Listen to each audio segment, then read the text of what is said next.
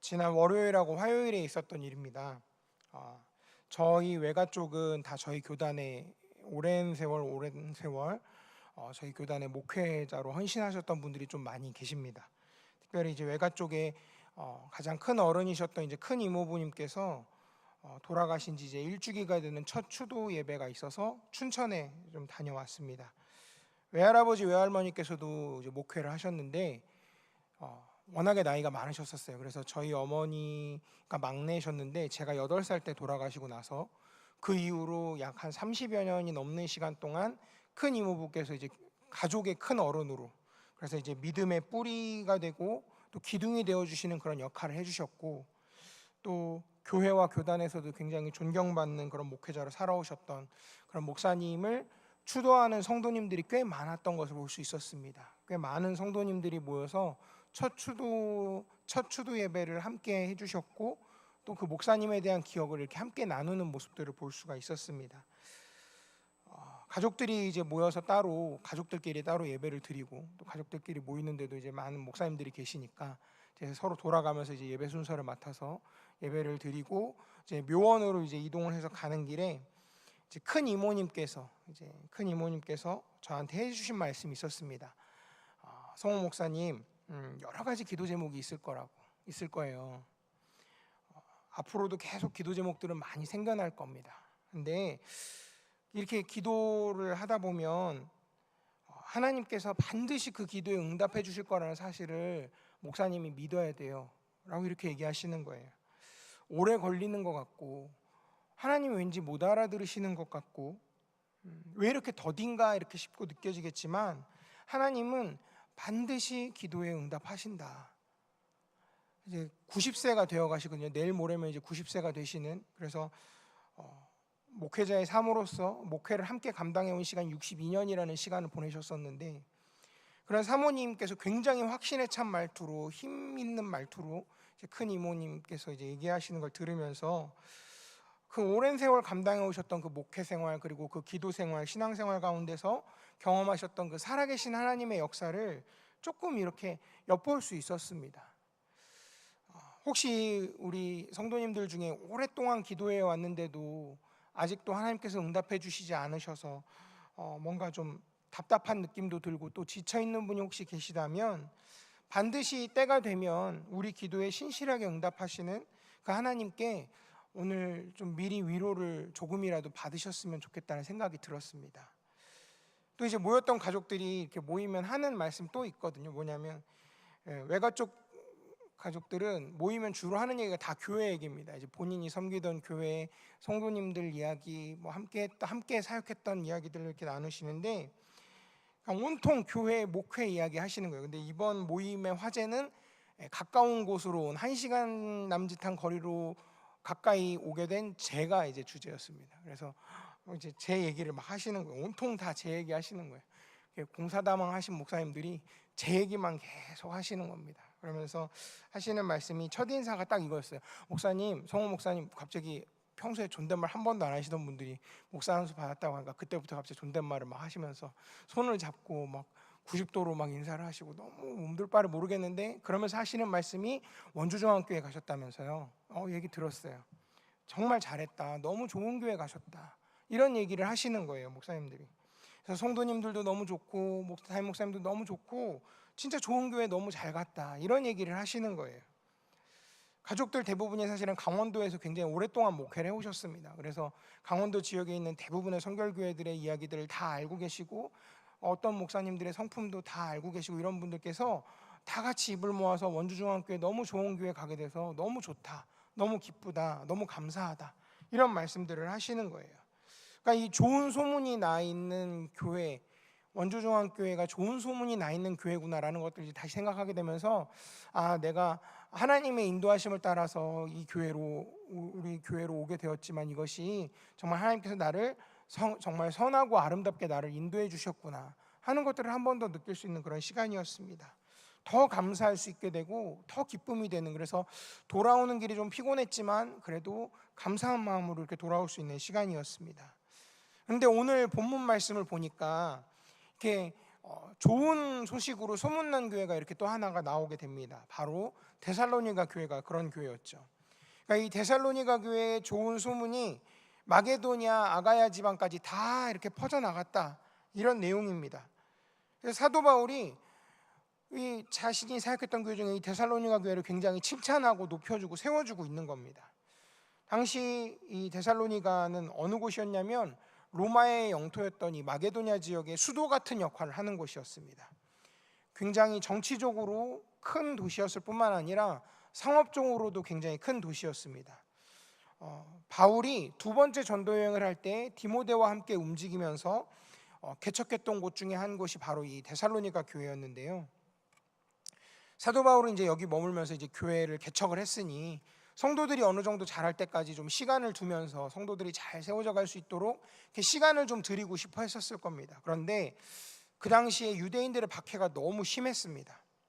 그래서 바울은 이제 그곳을 떠날 수밖에 없는 상황이었습니다. 그래서 충분히 잘 가르쳐 주지도 못하고 그냥 교회가 세워진 상태에서 성도들을 충분히 양육하지 못하고 황급히 몸을 피해야 되는 그런 상황을 겪게 된 것입니다.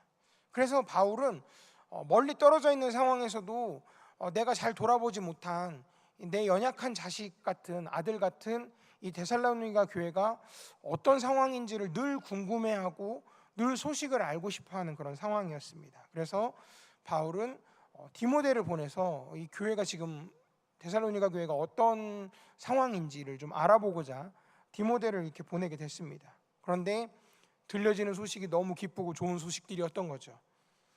오히려 그 주변의 사람들, 믿는 사람들뿐만 아니라 믿지 않는 사람들에게까지 본이 될 정도로 그런 아름다운 교회로 잘 성장하고 있다는 소식을 듣게 된 것입니다. 다른 사람들에게 용기를 주고 덕을 끼치는 그런 소문이 난 교회가 된 것입니다. 교회가 양적으로 그리고 질적으로 크게 성장해가는 과정 중에는 교회에 대해서 이런 좋은 소문도 물론 당연히 이렇게 많이 알려져야 한다고 저는 생각이 듭니다. 오늘 본문을 통해서 오늘 함께 읽었던 이 데살로니가전서 1장을 통해서 데살로니가 교회가 어떻게 그렇게 좋은 소문이 날 수 있었을까, 그리고 그것을 더 나아가서 우리 교회가 또 이런 교회가 될 수 있으려면 어떤 것들을 하면 될까 하는 것들을 좀 함께 생각해 보려고 합니다. 첫 번째로 이 데살로니가 교회는 믿음의 역사가 있는 교회였습니다. 교회는 믿음의 바탕 위에 세워져 있습니다. 성도 여러분들 잘 아시는 대로 예수님께서 베드로의 그 신앙 고백에 이야기를 했죠. 너의 그 신앙 고백이 반석이 되어서 모든 교회들이 그렇게 세워질 것이다 라고 이야기를 했었습니다. 그래서 교회는 믿음의 바탕 위에 세워지게 되고 성도들은 믿음으로 의롭게 되고 믿음으로 구원을 받게 되는 것이죠. 그리고 믿음으로 하나님께 영광 돌리게 되고 믿음으로 하나님의 권능을 드러낼 수 있습니다. 그런데 오늘 본문을 보면 데살로니가 교회는 한 걸음 더 나가서 거기에서 한 걸음 더 나아가서 믿음의 역사가 있었다 그렇게 말하고 있는 것입니다. 믿음의 역사라는 말을 공동 번역에서는 믿음의 활동이다라고 이렇게 표현했는데요. 이것은 내적인 그런 믿음으로 말미암아서 외적으로 밖으로까지 드러나는 그런 행위가 있다라고 이제 이야기하는 것입니다. 그러니까 믿음의 역사라는 이 본문의 뜻은 믿음으로 드러나는 어떤 행동과 역사들이 있다, 일이 있다라는 말씀인 겁니다. 그러면 믿음을 드러내는 일 하면 딱 떠오르는 게 혹시 있으신가요? 바로 복음을 전파하는 일입니다. 당시 데살로니가 교회는 다시 말하면 복음을 전파하는 일에 굉장히 열심을 냈던 교회였다는 것이죠. 유대인들의 그런 박해가 끊임없이 이어지고 있었고 환경이 굉장히 어려웠지만 그래도 이 데살로니가 교회 사람들은 믿음을 지켰습니다. 그리고 그 믿음을 증거하기 위해서 자신들의 생명까지 걸었던 교회였습니다. 그래서 유대인들이 성도들을 자꾸 내쫓고 핍박하니까 베레아까지 가게 됐죠. 그리고 베레아에서 다시 아덴으로, 또 아덴에서 고린도 이르기까지 복음을 전파했다고 사도행전 17장과 18장의 내용에 나와 있습니다. 또 사도 바울이 나중에 로마 감옥에 갇혔을 때 이 마게도니아에 있던 교회들 중에 이 데살로니가 교회와 빌립보 교회가 특별 헌금을 해서 사도 바울이 옥중에서 생활하는 데 필요한, 옥중에서 전도하는 데 필요한 그 전도 활동을 도운 것을 또 볼 수가 있었습니다. 그러니까 옥중에서 전도하는 데 필요한 것들을 채워주기 위해서 특별 헌금을 만들어서 바울에게 보냈던 것이죠. 그만큼 이 데살로니가 교회는 전도의 열정이 아주 큰 그런 교회였습니다.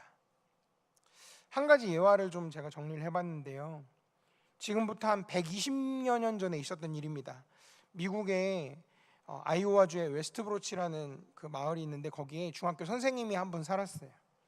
근데 이분이 교회를 가는 길에 자기 집 앞 마당에, 옛날에 이제 마당에 뭐 담이나 이런 게 별로 없으니까 아이들이 이렇게 뛰어노는 아이들 4명이서 이렇게 자기들끼리 놀고 있는 걸 이렇게 본 겁니다.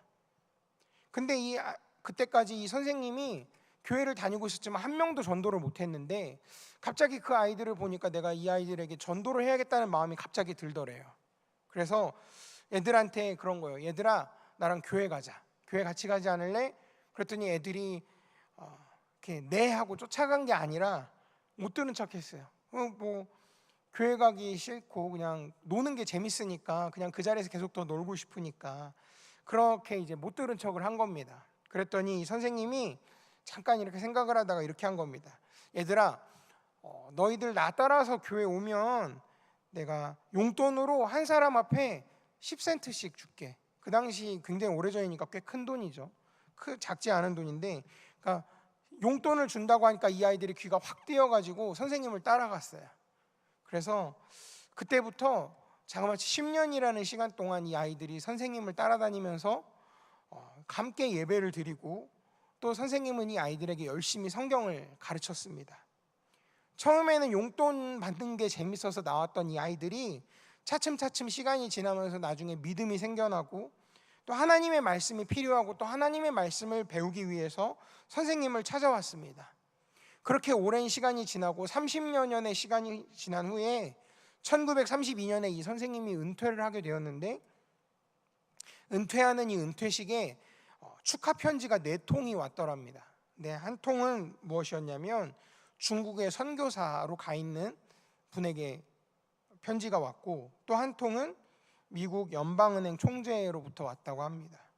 그리고 세 번째 편지는 미국 대통령 비서실장 겸 국무장관에게서 왔고요. 그리고 마지막 4번째 편지는 당시의 대통령이었던 후보 대통령에게서 편지가 왔습니다. 이 편지 4통의 주인공들은 이 선생님이 30년 전에 처음으로 마음을 먹고 전도했던 4명의 학생들이었습니다. 이 편지를 받은 선생님 마음이 얼마나 기쁘고 즐거웠을까요? 근데 우리도 또 이런 기쁨을 깨달아 알고 또 전도가 얼마나 가치 있는 일인지를 알아서 단 한 명의 영혼이라도, 한 명의 영혼에게라도 복음을 제시하고 전할 수 있는 그런 선생님이 되어주시고 그런 성도님들이 되시기를 간절히 소원합니다. 이렇게 전도하는 심령들 속에 데살로니가 교회처럼 믿음의 역사가 일어나게 될 것입니다. 또 우리가 우리 믿음을 드러낼 수 있는 일들이 무엇이 있을까요? 또 무엇이 있냐면 제가 새벽에 그 말씀을 전할 때 마지막에 기도할 때 꼭 넣는 멘트가 하나 있는데요. 전에 교회에서부터 이렇게 갑자기 깨달음을 주셨던 거였는데 뭐냐면 나를 심어주신 그 삶의 자리에서 내가 하나님이 그 자리에 심어놓으신 목적을 다할 수 있게 해달라고 저는 그렇게 기도를 합니다. 내가 하고 있는 일들, 내게 임하여져서 내가 하고 있는 그 일이 하나님께서 맡기신 일이라는 믿음으로 그 일을 감당하는 것도 우리의 믿음을 드러내는 일인 것입니다. 그런 사람은 일을 할 때 하나님이 맡겨주신 일이니까 당연히 최선을 다할 수밖에 없습니다. 하나님께서 우리에게 주신 달란트는 사실 다 각자 다릅니다. 어떤 사람은 많은 것들을 받기도 했고 어떤 사람들은 또 적은 것을 받기도 했지만 얼마나 많은 걸 받았냐 또 얼마나 좋은 걸 받았냐 이런 것이 중요한 것이 아니고 받은 것을 가지고 얼마나 성실하게 일했는가 하나님은 그것을 보신다는 것이죠. 하나님이 나중에 심판하시는 기준은 양이나 어떤 모양에 있는 것이 아니고 그 중심에 있기 때문에 그렇습니다. 그러므로 사랑하는 성도 여러분, 믿음으로 각자에게 맡겨주신 사명에 최선을 다하시기를 바랍니다. 체면이나 이익을 위해서나 또 어쩔 수 없이 그렇게 행하는 일이 아니라 무슨 일이든 하나님께서 자신에게 맡기신 것이라는 믿음으로 그 일들을 감당하시기 바랍니다. 그럴 때 분명히 주님께서 축복하시고 주님께서 칭찬하시는 것들이 우리 성도님들이 행하시는 일과 사역 위에 있을 줄로 믿습니다. 고린도전서 15장 58절 말씀에 보면요, 우리 화면에 있는데 같이 함께 읽겠습니다. 시작. 그러므로 내 사랑하는 형제들아, 견실하며 흔들리지 말고 항상 주의 일에 더욱 힘쓰는 자들이 되라. 이는 너희 수고가 주 안에서 헛되지 않은 줄 알미라. 아멘. 이렇게 말하고 있습니다. 또 베드로전서 4장 10절인데요, 베드로전서 4장 10절도 같이 함께 읽겠습니다. 시작. 각각 은사를 받은 대로 하나님의 여러 가지 은혜를 맡은 선한 청지기 같이 서로 봉사하라. 아멘. 바로 이렇게 감당하게 될 때에 하나님의 축복과 하나님의 그 칭찬하심이 우리 사역 가운데, 그리고 우리가 하는 일들 가운데 넘쳐날 수 있게 될 줄로 믿습니다. 두 번째로 데살로니가 교회는 무엇이 있었냐면 사랑의 수고가 있는 교회였습니다. 사랑은 당연히 잘 아시죠. 기독교의 본질이고 핵심입니다. 그래서 기독교를 대표하는 단어 말해보라고 하면은 교회에 대해서 모르는 사람들도, 기독교를 모르는 사람들도 사랑이라고 이렇게 말할 수 있습니다. 그래서 바울이 고린도전서 13장 13절에서 이렇게 말했죠. 그런즉 믿음, 소망, 사랑, 이 세 가지는 항상 있을 것인데 그 중에 제일은 무엇이라고요? 사랑이라. 사랑이 무엇이냐라고 이렇게 물으면 답이 너무 광범위합니다. 사랑이 무엇인가요? 라고 물어보면 아마 여기 앉아 계신 성도님들의 숫자만큼 답이 나올 것 같습니다. 하지만 성경에 나오는 사랑의 대부분은 이제 아가페적인 사랑을 이야기하고 있죠. 이 사랑은 하나님이 우리를 사랑하신 희생적인 사랑을 의미하는 것입니다. 내가 저 사람을 사랑하면 저 사람도 나를 사랑해 주겠지. 내가 이 일을 하면 사람들이 그걸 좀 알아주겠지. 그렇게 생각하면서 하는 사랑은 계산적인 사랑입니다. 그렇지만 데살로니가 교회의 사랑은 그런 계산적인 사랑이 아니었습니다. 그들의 사랑은 주 안에서 수고할 줄 아는 그런 사랑이었습니다. 데살로니가 교회는 그런 사랑이 풍부하고 풍성했던 그런 교회였습니다. 데살로니가전서 4장 9절에 보면 데살로니가전서 4장 9절과 데살로니가 후서 1장 3절 말씀 두 개를 준비했는데요, 차례대로 같이 함께 읽도록 하겠습니다. 시작. 형제의 사랑에 관하여는 너희에게 쓸 것이 없음은 너희들 자신이 하나님의 가르치심을 받아 서로 사랑함이라. 형제들아, 우리가 너희를 위하여 항상 하나님께 감사할지니 이것이 당연함은 너희의 믿음이 더욱 자라고 너희가 다 각기 서로 사랑함이 풍성함이니. 아멘. 당시 데살로니가 교회에 대해서 이렇게 설명을 하고 있는 겁니다. 근데 이 상황이 결코 평안하고 좋은 상황이 아니었습니다. 박해받는 상황이었고 불편한 상황이었고 어려움을 겪고 있는 상황이었는데도 불구하고 서로 위로하고 격려하는 일을 했다라고 말하고 있는 것이죠. 그러니까 이 풍성한 사랑이 결국은 이 어려움을 극복할 수 있는 힘이 되어 주었던 것입니다. 본문에서는 이제 데살로니가 교회가 그래서 사랑의 수고가 있는 교회다라고 이렇게 말하고 있는 것입니다. 그럼 이 사랑의 수고라고 하면 수고했다라는 말은 사랑하는 마음에서 우러나서 즐겁게 행하는 수고를 말하는 것입니다. 마치 어머니가 자식을 키울 때 사랑으로 이제 기꺼이 수고하는 바로 그런 모습들인 거죠. 자식을 위해서 정말 갖은 수고와 고생을 마다하지 않지 않습니까? 굉장히 힘들고 어렵지만 그럼에도 불구하고 그것을 힘들다고 생각하지 않고 고생이라고 생각하지 않고 그것을 기꺼이 받아들입니다. 이런 사랑이 성경 안에서 가장 잘 나타난 부분이 바로 우리 하나님의 사랑인 것입니다. 그래서 요한일서 4장 7절에 이렇게 나와 있죠. 사랑은 하나님께 속한 것이니. 이게 바로 하나님께서 사랑의 근원이시다라는 뜻입니다. 사실 하나님은 사랑 자체이시죠. 그래서 이런 하나님의 사랑이 명백하게 또렷하게 누가 봐도 알 수 있을 만큼 강력하게 드러난 부분이 바로 그 사건이 바로 예수님께서 십자가에 달려 돌아가신 바로 그 사건인 것입니다.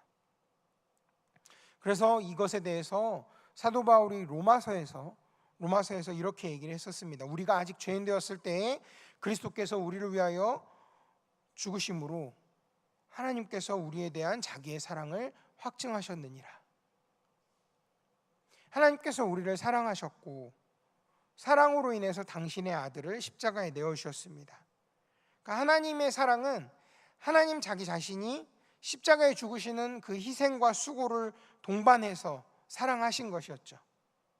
그러면 하나님이 이 수고를 감당하실 때, 이 고통을 감당하실 때 이거를 짐으로 여기고 억지로 이 사실을 감당하셨을까요? 아니었습니다. 성경은 이 예수님의 죽음을 통해서 성도를 구원하신 것이 바로 하나님의 기쁘신 뜻이었다라고 그렇게 증거를 하고 있습니다. 그러니까 하나님이 우리를 정말 사랑하셨기 때문에 기꺼이 자기 희생, 자기 수고를 다 하셨고 그 일들을 짐으로 여기지 않으시고 도리어 기쁘게 여기신 것, 바로 이것입니다. 사랑은 사실 희생과 수고를 요구하지만 그게 결코 짐으로 여겨지면 안 되는 것인 거죠. 사랑을 짐으로 여긴다면 결코 사랑할 수가 없습니다.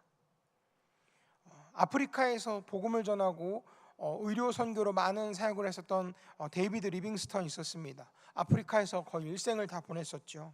그리고 또 슈바이처 박사는 자기가 가지고 있는 대학의 교수직을 내려놓고 아프리카에 들어가서 환자들을 돌아보면서 살았던 것도 다 그 사랑의 희생과 수고가 본인에게는 짐이 아니고 기쁨이었기 때문에 그것들을 이제 감당할 수 있었던 것이었습니다. 그렇다면 사랑받는 성도 여러분, 성도님들은 누구를 사랑하고 계십니까? 그들을 위해서 희생하고 수고하고 계십니까? 만일 그것들이 짐으로 여겨진다면 진정으로 사랑하고 있는 것이 아닌 것입니다. 진정으로 누구를 사랑한다면 설령 그들을 위해서 내 생명을 내어주게 될지라도 기뻐하게 되는 것이죠. 진정한 사랑을 통해서 그런 큰 기쁨을 맛보시는 우리 성도님들 다 되시기를 바랍니다. 요한복음 15장 13절에 이렇게 나와 있습니다. 그리고 베드로전서 1장 22절 말씀, 역시 두 말씀을 같이 연속해서 읽도록 하겠습니다. 시작. 사람이 친구를 위하여 자기 목숨을 버리면 이보다 더 큰 사랑이 없나니 너희가 진리를 순종함으로 너희 영혼을 깨끗하게 하여 거짓이 없이 형제를 사랑하기에 이르렀으니 마음으로 뜨겁게 서로 사랑하라. 아멘. 이처럼 사랑의 수고가 있는 성도, 사랑의 수고가 있는 교회가 될 때에 데살로니가 교회처럼 우리 교회도 좋은 소문이 나는 교회가 될 줄로 믿습니다. 마지막으로 데살로니가 교회는 소망의 인내가 있는 교회였습니다. 이 데살로니가 교회 성도들은 다른 어떤 성도들보다 예수님이 다시 오실 것에 대한 그런 소망이 컸습니다. 근데 이 소망은 세상적인 소망이 아니었죠. 그들의 소망은 주님이 다시 오실 것을 기다리는 하늘의 소망이었습니다. 절대 그 어떤 걸로도 시들게 할 수 없고 쇠하게 할 수 없는 그런 소망이었습니다. 이것은 예수님을 통해서 다가온 소망이었죠. 당시 데살로니가 교인들은 아까 말씀드렸던 것처럼 박해를 받으면서 어려움을 겪는 그런 성도들이었습니다. 하지만 예수님에 대한 소망이 있었기 때문에 인내할 수 있었던 것이죠. 인내라고 하면 보통 우리가 생각할 때 어떤 의미로 생각하냐면 참는다, 견딘다, 약간 이런 소극적인 의미로 보통 생각을 하게 됩니다. 하지만 성경이 가르쳐주는 인내는 조금 더 적극적인 뜻을 갖고 있습니다. 단순히 참고 견디는 것이 아니고 그것을 이겨내는 힘까지 포함되어 있는 것입니다. 참고 견디고 이겨나가는 힘을 가진 인내의 사람이 믿음으로 성장할 수 있는 것입니다. 제가 그림을 좀 몇 가지 준비를 했는데요. 르네상스 시대에 유명한 이탈리아 사람 중에 이 미켈란젤로 부오나로티라는 사람이 있습니다. 보시면 아시겠지만 르네상스 시대를 대표하는 대단한 예술가 중에 한 명이었는데요. 이 사람이 조각가이면서 화가이고 건축가, 시인이었는데 이 사람의 대표적 중에 하나가 지금 사진에 보시는 바티칸에 있는 시스티나 성당입니다. 이곳이 베드로 성당만큼 중요한 곳인데 이곳에서 항상 그 다음 교황을 투표하는 걸로 굉장히 유명한 공간입니다. 그런데 보시면 천장에 저게 그림들이 보이시는지 모르겠는데 천장과 벽에 미켈란젤로가 평생에 걸쳐서 그림을 몇 점을 그렸냐면 12,000점을 그려 넣었습니다. 그래서 보시면 이렇게 뭔가 칸칸이 되어 있는 것 같은 그 칸들 하나하나가 다 그림 작품들입니다.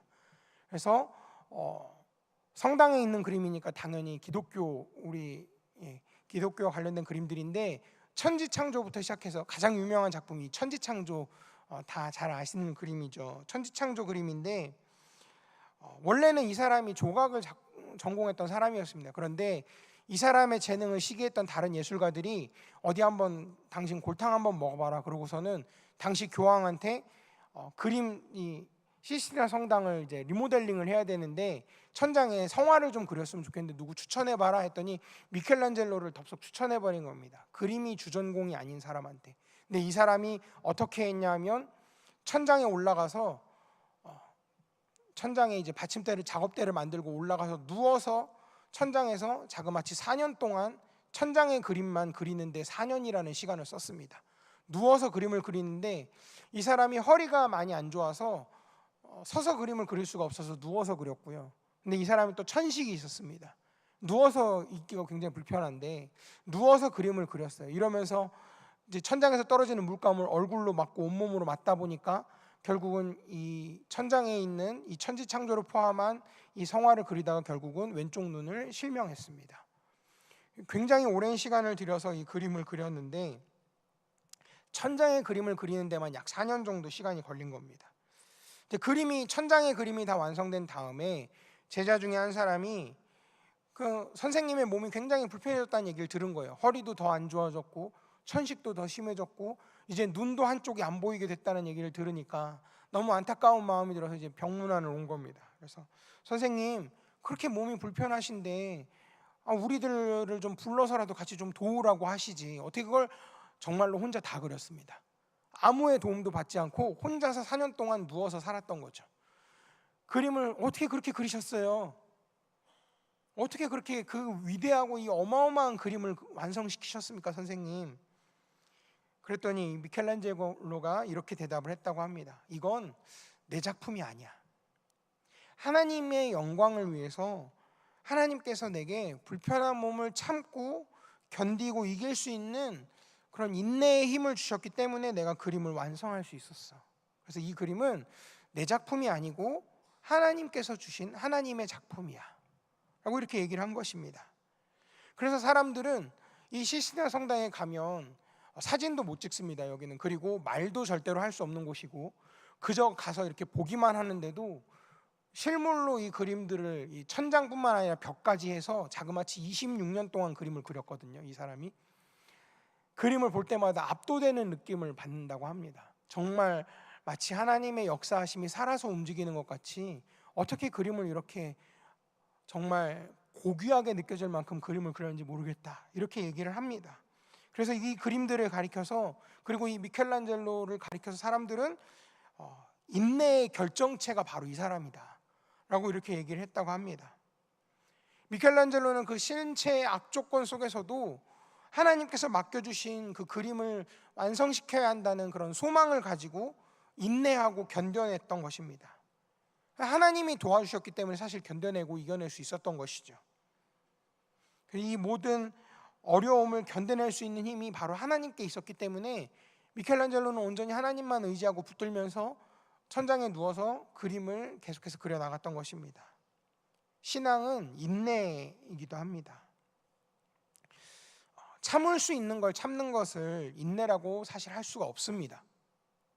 참을 수 없는 것이나 참기 힘든 것을 참고 견디는 게 바로 진정한 인내인 것이죠. 소망 중에 인내할 줄 아는 신앙, 이건 정말 귀한 것입니다. 사랑하는 성도 여러분, 우리 원주종합교회도 이 데살로니가 교회처럼 소망의 인내가 소문나는 그런 교회가 되기를 소원합니다. 이제 말씀을 맺으려고 합니다.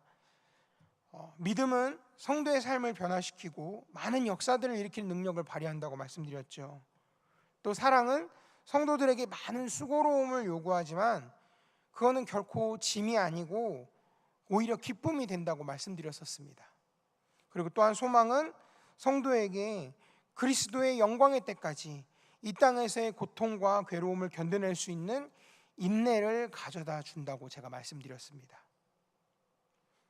신앙생활 하시는 가운데 믿음의 역사와 사랑의 수고와 소망의 인내를 꼭 실천하시면서 살아가시는 저와 여러분 되기를 간절히 소원합니다. 이 세 가지 덕목은 우리로 하여금 그리스도의 영광의 형상을 덧입는 그날까지 우리를 지탱하게 해주실 것이고 우리를 인도해 주실 것입니다. 데살로니가 교회는 믿음의 역사와 사랑의 수고와 소망의 인내가 소문난 그런 교회였습니다. 그래서 주위에 많은 사람들에게 덕을 세웠던 그런 교회였죠. 우리 교회도 이렇게 좋은 소문이 나는 교회로 날마다 구원받는 이들이 더해지는 기쁜 그 복음의 소식이, 그리고 구원받는 역사가 그 기쁨으로 우리에게 날마다 찾아오는 그런 아름다운 하나님의 기쁨되는 교회로 성장하기를 간절히 소망합니다. 우리 마지막으로 함께 찬양하고 기도할 텐데요, 저희가 이게 주일마다 부르는 찬양인데 이런 교회가 되게 해달라라고 우리가 이렇게 찬양을 합니다. 예배의 순서로서 그냥 부르는 그런 곡이 될 수도 있었겠지만 지금 이 시간에는 우리가 진실한 마음의 고백으로 이 찬양을 함께 할 수 있기를 소원합니다. 이런 교회가 될 수 있기를 같이 함께 찬양하겠습니다.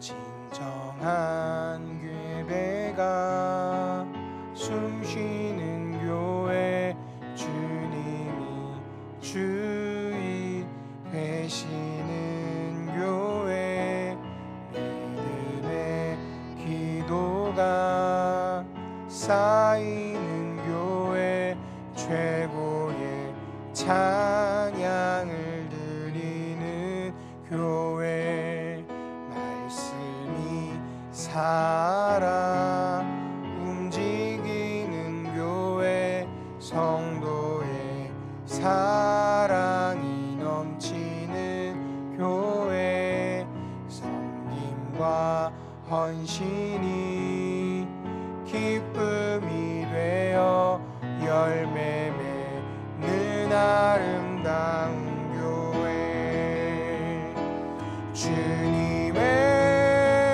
마음 닮아서 이웃을 사랑하는 교회, 주님의 영광을 위해서 빛 되신 주님 전하는 교회, 사랑의 불꽃이 활짝 피어나 날마다 사랑에 빠지는 교회, 주께서 사랑하는 우리 교회가 이런 교회 되게. 우리 처음부터 다시 한번 고백하겠습니다. 진정한 예배가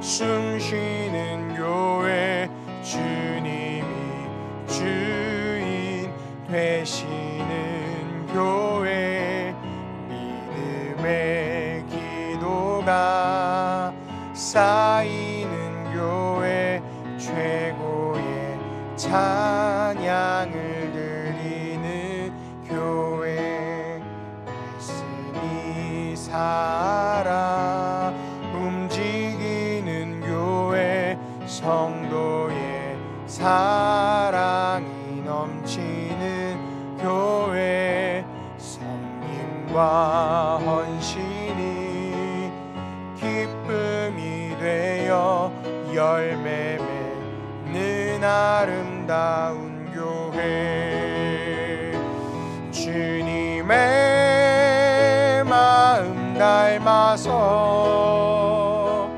이웃을 사랑하는 교회, 주님의 영광을 위해서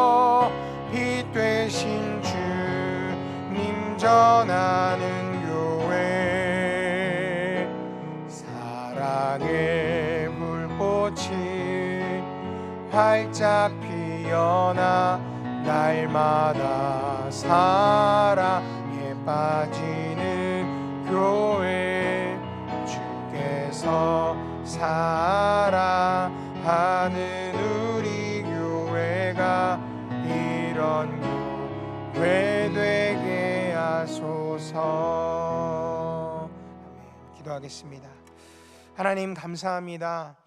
우리에게 이렇게 귀한 교회 허락해 주시고 함께 할 수 있는 귀한 신앙의 공동체 허락해 주신 것 감사합니다. 하나님께서 우리에게 허락하신 이 원주중앙교회가 믿음으로 지나온 역사를 생각해보고 또 믿음으로 현재를 살게 하시고 더 나아가 앞으로도 변함없는 믿음의 역사를 기대하고 결단하는 교회 되게 하여 주시옵소서. 또한 지금은 아무것도 보이지 않아도 결국에는 되어질 것을 믿고 이루어질 때를 기다리는 소망의 공동체가 되게 하여 주시고, 또 주님이 우리를 사랑하신 것처럼 우리도 서로를 위해 수고하고 애쓰는 것을 공로와 자랑으로 여기지 않게 하시고 기꺼이 사랑으로 감당할 수 있는 그런 교회가 되게 하여 주시옵소서. 그래서 많은 이들을 옳은 대로 돌아오게 하는 하나님의 기쁨 되는 하나님의 사람들 다 되게 하여 주시옵소서. 이 시간 귀한 예물 드린 손길들이 있습니다. 방효빈 구원하시고 형통케 하옵소서. 오치민 오영준 새영 부으시고 새마음 주시고 새일을 행하여 주시고 선한 목자 되어 주시옵소서. 드려진 이 귀한 예물 가운데 주님 함께하여 주셔서 아버지 하나님 아름답게 이 기도의 제목들 응답되는 역사 함께 보게 하여 주시옵소서. 감사드리며 예수님의 이름으로 기도하였습니다. 아멘. 이제 자리에서 일어나서 우리 왕이신 나의 하나님 함께 찬양하겠습니다.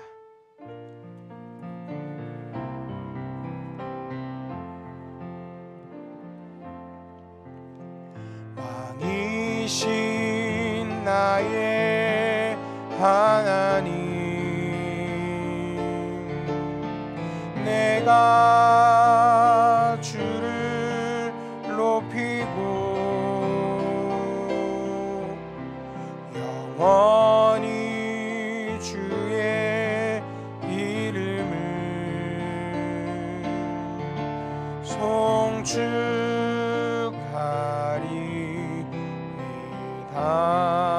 왕이신 나의 하나님, 왕이신 나의 하나님, 내가 주를 높이고 영원히 주의 이름을 송축하리이다.